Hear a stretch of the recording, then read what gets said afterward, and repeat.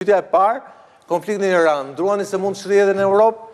E pa mundur, thonë 80.5%. E mundur, thonë vetëm 19.5%. Dragoti.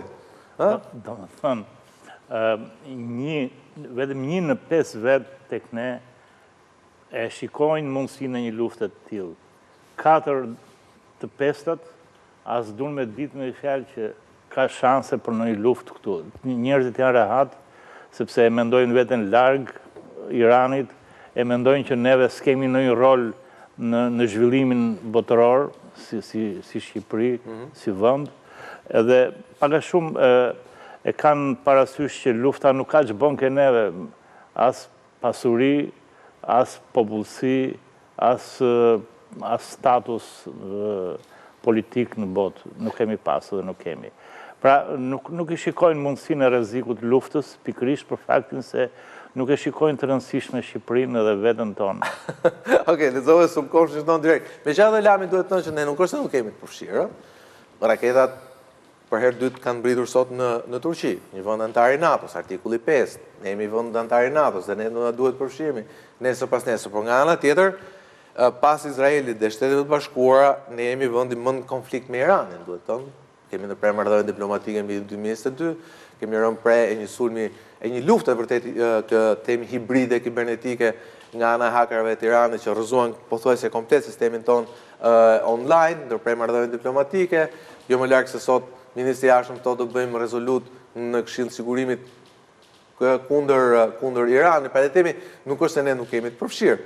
Ose më saktë, jemi të përfshirë politikisht, jemi të përfshirë nga pikpamja e institucioneve, autoriteteve, por njerëzit duket që janë pak të shkëputur, pra duhet të ishte pak më e lartë në është ajo që ta Zalosha, duhet të ishte pak më e lartë. Unë e prisja goxha më të lartë. E vërtet është, po njerëzit ndoshta nuk arrin ose kur janë pyetur kanë pasur në konsiderat ndoshta aspektin ushtarak. Është e vërtetë që në aspektin ushtarak potenciali i përfshirjes si vende si Shqipëria apo edhe Europa është shumë i ulët. Por nëse do të shikosh në aspektin indirekt shtrijes konfliktit, atëherë futesh në një analizë shumë të strukturuar të natyrës ekonomike, siç e përmendëm, ku impaktohet ekonomia për shkak të konfliktit atje, se mjafton na shërbej precedenti i Ukrainës për ta kuptuar dhe për ta konfirmuar këtë gjë. Së dyti është impakt shëndet.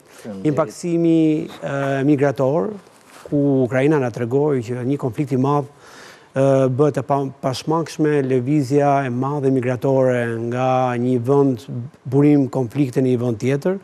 Elementi i tretë është polarizimi politik, pasi konflikte të tilla i vën aktorët politikë që të pozicionohen në lidhje me çfarë qëndrimin duhet të mbar, kush duhet ndërhyr, a duhet ndihmë ushtarake apo jo, dhe Ukraina na ndihmoi shumë për të kuptuar çfarë qëndrimi do marrë me Rusinë, çfarë qëndrimi do marrë me trajtesën e aspektit humanitar, çfarë qëndrimi do marrë në lidhje me ndihmën në municione dhe ushtarake që do jepet Ukraina, të cilat kanë qenë çështje të nxehta diskutim mes partive politike. Pra polarizimi i cili vjen edhe për shkak të konfliktit.